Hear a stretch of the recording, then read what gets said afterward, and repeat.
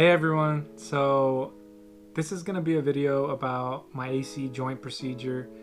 I just had surgery on it and I'm just going to walk through the steps on, the beginning phase and kind of, how I woke up and got ready for surgery.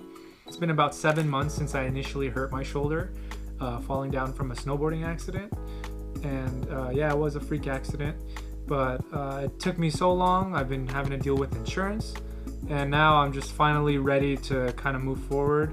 This video is going to be about my process of going through surgery, day one, and kind of the first week or so after that. So I'm going to be posting videos about my entire experience. What exactly is an AC joint separation or dislocation?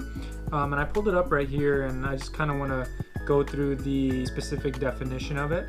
So the description of it is it's where the collarbone clavicle meets the highest point of the shoulder blade, the acromion. And the most common cause for this separation is a direct fall on the shoulder, which happened to me snowboarding, directly falling forward very awkwardly. But we'll get into that later on in a different video probably. The fall injures the ligaments that surround and stabilize the AC joint. If the force is severe enough, the ligaments attaching to the underside of the clavicle are torn. The most severe shoulder separation completely tears both AC and CC ligaments that puts the AC joint noticeably out of position, which happened to me. My clavicle was severely displaced. You can tell there was a bump on the shoulder, and it was very painful in the beginning, and obviously I went through my physical therapy steps before surgery, and I got to a point where I just fought to have this surgery with Dr. John Itamura, and he basically told me, well, before I saw Dr. Itamura, I was going through surgeons left and right. Like, I went to a couple before I even saw him, and one of them, who's a very great surgeon, referred me over to him. He's the one who told me, if you're gonna do this surgery, you need to go with Dr. Itamura. It's a very gray area when you hurt your shoulder, especially in the grade 3 phase. When you have a grade 3 AC joint separation, it's such a gray area, and I was so out of whack. I didn't know what to do with myself. I didn't know if I should have surgery or keep it. It was severely displaced. And this was before I saw Dr. John Itamura, and he kind of broke it down for me when I saw him. But everyone was telling me, it's a grade 3 separation, so it's a very gray area. And then I got to see Dr. John Itamura. He told me it's grade 4. The grade is based off a scale of 6. Grade 3 is like kind of in the middle and it's very tough. Grade 4 is kind of leaning more towards surgery, where it's a little bit more displaced. Grade 5 is like very displaced, and it's more necessary to have surgery. And grade 6 you have to have surgery. I believe it's when it goes downward instead, something different. That didn't even happen to me. I had a grade 4. And they told me in the emergency room, you have to go see a surgeon. It's not severe. You don't have to have surgery now. So that's what happened. I waited 7 months, had the surgery. And then now I'm just finally ready to kind of show my experience of having surgery. And that's the whole point of this video. I want to show my experience from kind of waking up and preparing for surgery. Obviously, it was a long journey, 7 months. But I wanted to show people kind of that it wasn't that crazy. A lot of people were nervous about it, were telling me you shouldn't do it, this and that. Should I have been nervous? I didn't think about it too much, and I didn't know what to think about it at the end of the day. And so I went through it, and here's my experience. Please excuse the audio. I didn't have my external mic at the time.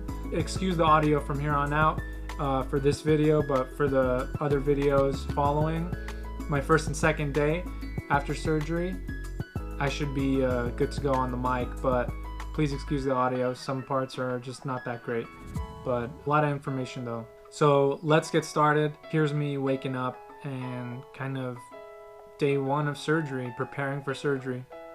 So after 6 months of battling insurance, I finally to wake up on this fine morning, and I get to get surgery done. Alright, so now I just have to take a quick shower. I gotta do some antibacterial, antiseptic soap, disinfect everything, gotta wear clean clothes and all this stuff. They call you before and they tell you all the information you need to know and what you need to do to give you a step-by-step direction. But I wasn't supposed to have any in since 8 p.m. last night, which is fine. I'm not supposed to eat or drink anything. I'm used to drinking a lot of water, so I'm really thirsty right now, but can't drink anything. So.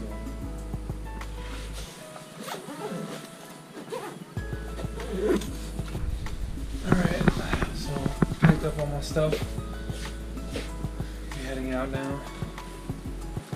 So now it's currently 5:55 a.m. and we're running on Lebanese time, casually late. Alright, we just arrived at the hospital. We're at White Memorial Hospital. Good morning. I'm here to check in for surgery. Anis, Abdul-Karim. So there's like a whole little room that you go into to register booth. Alright, so now we're going to another waiting area, the main waiting area. Got my little tag thing, and we'll see. Hopefully I get admitted soon. Just want to go under and get this thing done and over with already. I just stepped outside really quick. It's freaking freezing in there. I mean, I am in shirt and shorts, but anyways, it's like a nice little area over here. Kind of walk around and take in some air before I go under, you know?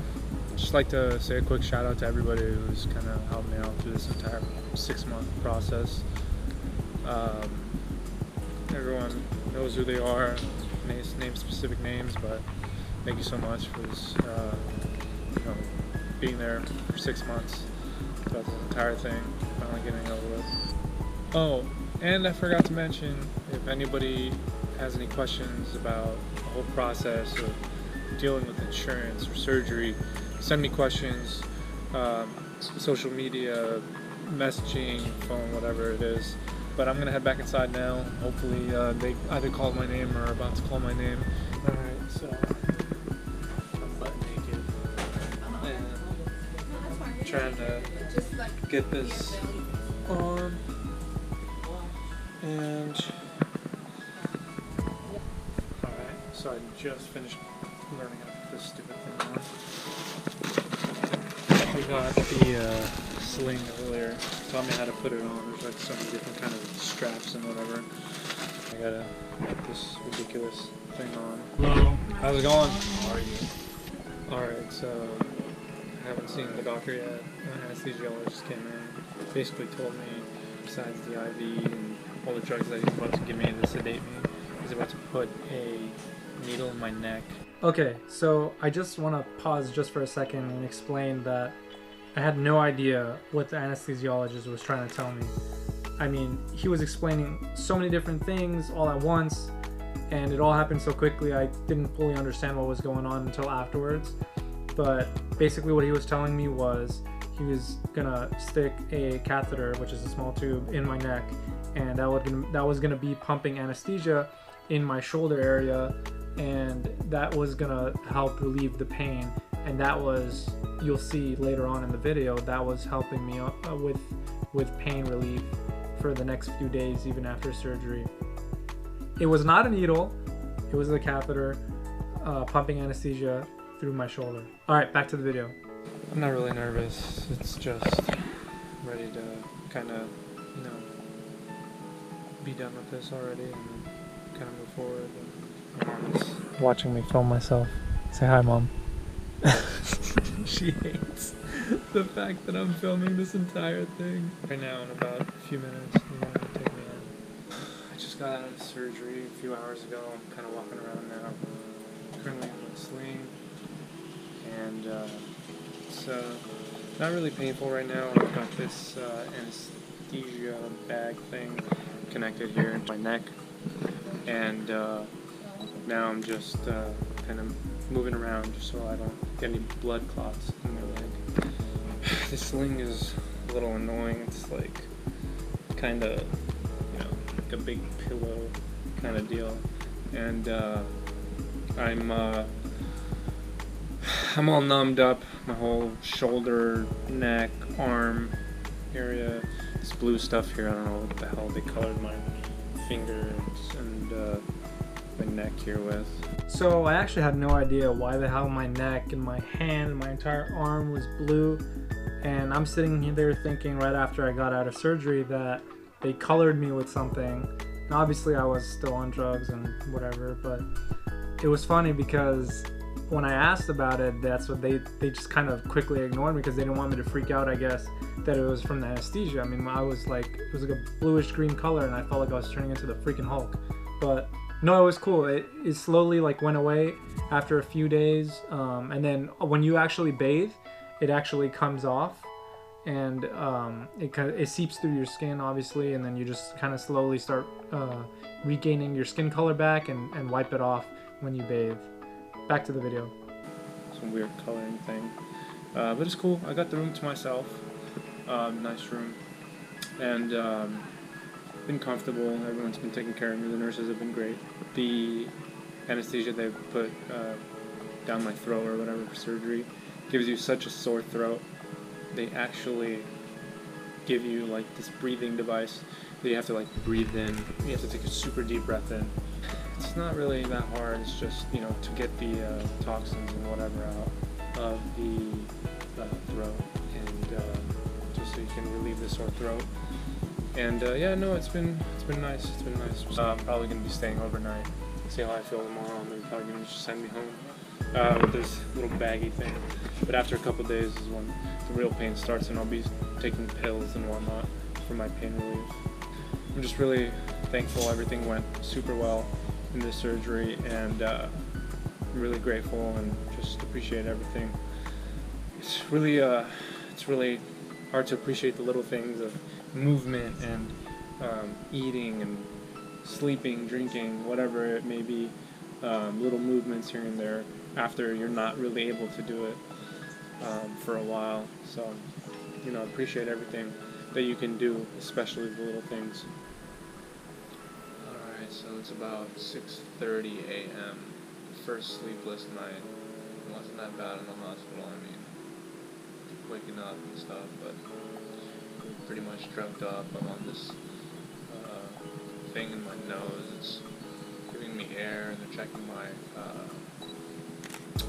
my breathing throughout the night as I'm taking all these drugs for pain.